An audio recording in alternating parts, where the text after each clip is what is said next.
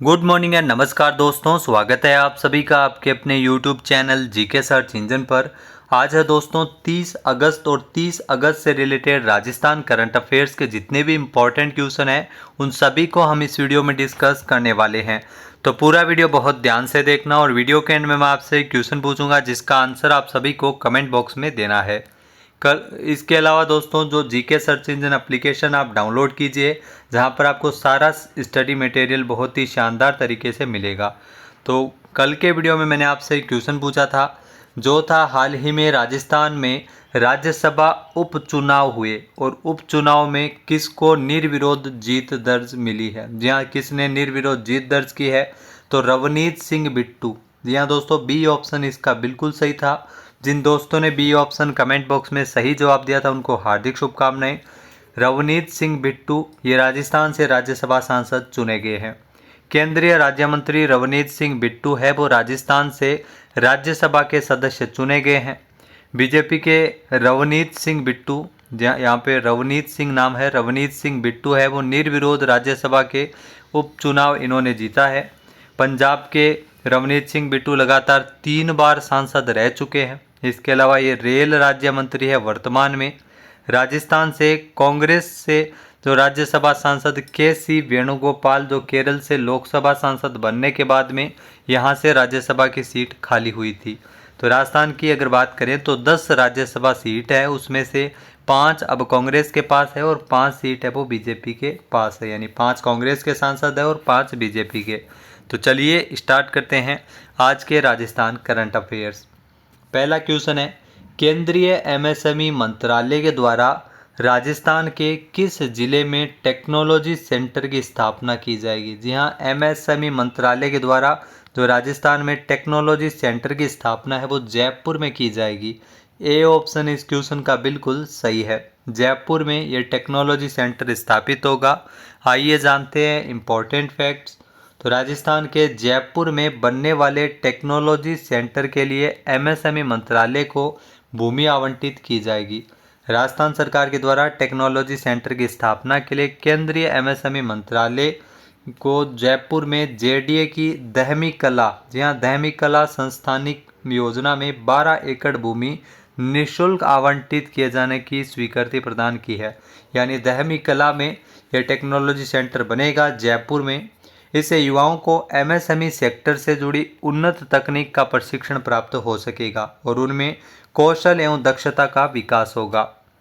अगला क्वेश्चन है, हाल ही में राजस्थान में किस जिले की सलोनी वर्मा, जी हाँ दोस्तों सलोनी वर्मा जो आप तस्वीर में देख रहे हैं, इन्होंने मिसेज राजस्थान 2024 का खिताब जीता है।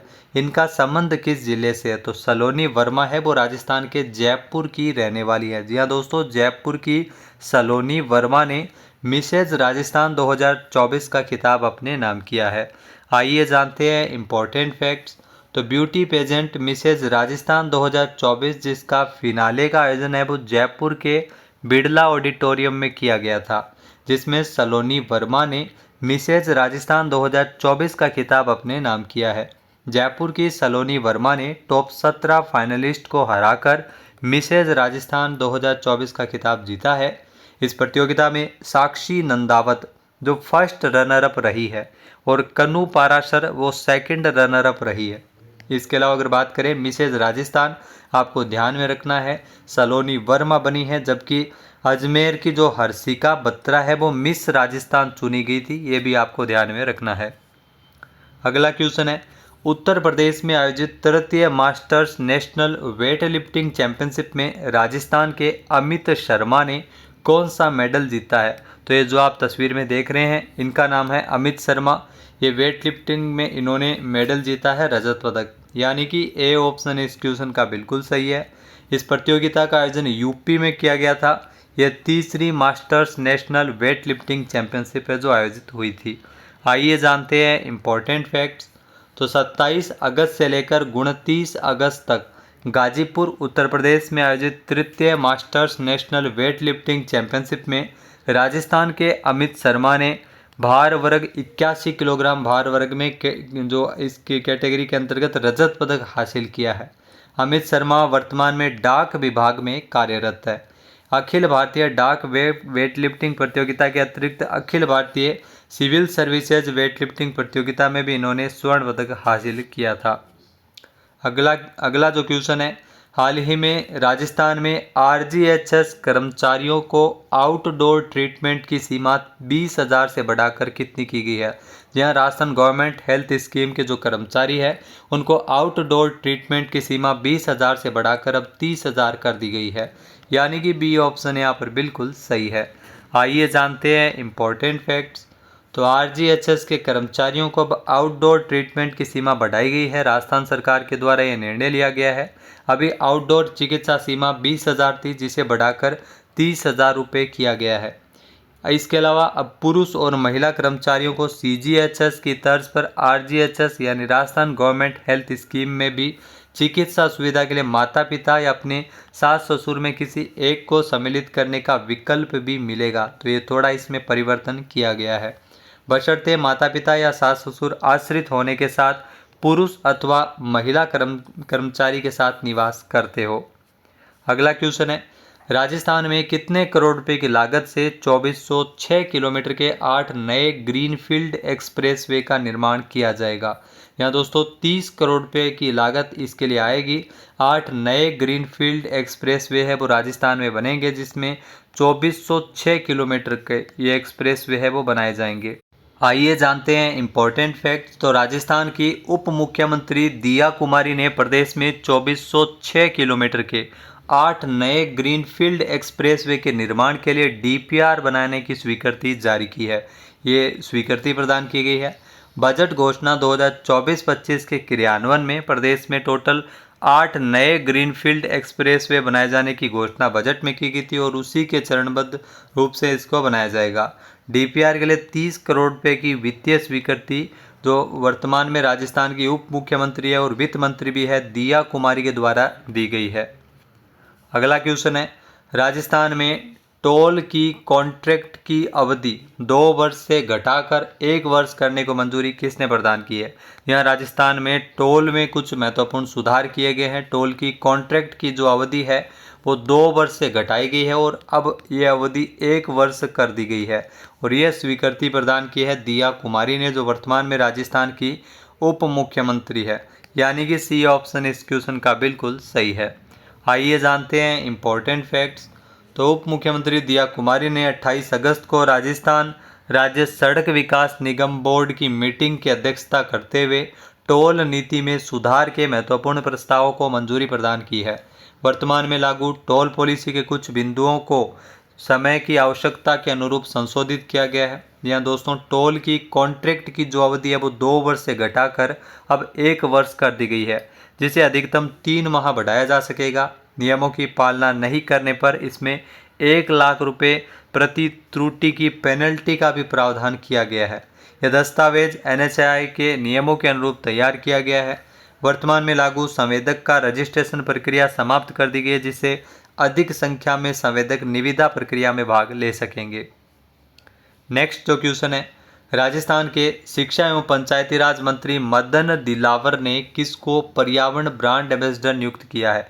तो जो आप तस्वीर में देख रहे हैं इनका नाम है निर्मल गहलोत। ये उत्कर्ष के फाउंडर है और इनको पर्यावरण ब्रांड एम्बेसडर नियुक्त किया गया है, यानी कि सी ऑप्शन इस क्वेश्चन का बिल्कुल सही हो जाएगा। आइए जानते हैं इम्पोर्टेंट फैक्ट्स।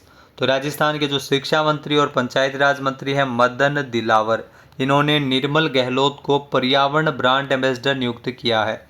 राज्य सरकार 7 अगस्त को अमृत पर्यावरण महोत्सव एक पेड़ देश के नाम और एक पेड़ माँ के नाम के तहत वृक्षारोपण का आयोजन किया गया था, जिसको रिकॉर्ड भी मिला है। ध्यान रखना, इसका नाम वर्ल्ड रिकॉर्ड में दर्ज भी किया गया है। इसका मकसद लोगों को वृक्षारोपण में शामिल करके पर्यावरण संरक्षण को बढ़ावा देना है। अब 3 साल के लिए पर्यावरण ब्रांड एम्बेसडर के रूप में निर्मल गहलोत की नियुक्ति की गई है, जिससे पर्यावरण संरक्षण को बढ़ावा मिल सकेगा। अगला क्वेश्चन है, राजस्थान में किस जिले की दिव्यांशी जैन जो एशिया की नंबर 1 स्क्वैश खिलाड़ी है। ये ध्यान रखना, एशिया की नंबर 1 स्क्वैश खिलाड़ी है दिव्यांशी जैन। इनका चयन अंडर 13 एशिया कप में हुआ है। तो दिव्यांशी जैन का संबंध है वो राजस्थान की राजधानी जयपुर से है। यहाँ दोस्तों जयपुर से है दिव्यांशी जैन और इनका चयन अंडर 13 एशिया कप में किया गया है और ये एशिया की नंबर 1 स्क्वैश की खिलाड़ी है। आइए जानते हैं इम्पोर्टेंट फैक्ट्स। तो जयपुर की दिव्यांशी जैन जो एशिया की नंबर 1 स्क्वैश खिलाड़ी है, इनका चयन अंडर 13 एशिया कप में किया गया है। दिव्यांशी ने मात्र 4 वर्ष की अवधि में वेस्टर्न, सदर्न, ईस्टर्न और नॉर्दर्न स्क्वैश टूर्नामेंट जीते हैं और इंडिया जूनियर ओपन का खिताब जीतकर राजस्थान का डंका पूरे भारत में बजाया है। इसी के बूते दिव्यांशी को अंडर 13 एशिया कप की सिलेक्शन ट्रायल में भी बुलाया गया था। अगला क्वेश्चन है, भारतीय राष्ट्रीय चेस चैंपियनशिप का टाइटल किसने जीता है? तो ये ध्यान रखना, भारतीय राष्ट्रीय चेस चैंपियनशिप इसका टाइटल जीता है कार्तिक वेंकटरमन ने, यानी कि सी ऑप्शन यहाँ पर बिल्कुल सही है।